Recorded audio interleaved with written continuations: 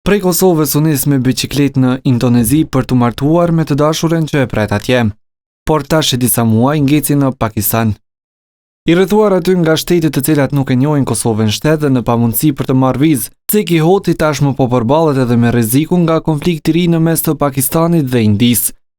Aeroportet janë mbyll, porti atje në Karachi është mbyll, në rrugë nuk është mirë me dalë se ku i dihet, kështu që edhe plus tjetër është që nuk kam vizë tinës. Nuk kam ka shkoj tjetër ka, në Tajikistan nuk muj me shku. E pavarësisht sulmeve në qytetin Lahore ku ndodhet, thotë se nuk ka arsye për frikë. Kështu që dalë në rrugë, foli me qytetarët ç'është, të ju dini më mirë edhe thonë që nuk i di çka ka më ndodhur, po na jena të gatshëm tash.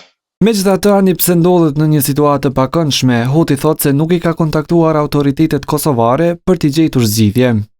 Nuk kam kërkuar se prej janë bën 9 muaj që jam nis ti rrugtimi, jam konë në gjendje njëjtë edhe në Iran, edhe që konë luftë, nuk i ka interesu kujt për institucionet të Kosovës, kështu që nuk më i shpresë edhe nuk i kam kontaktu.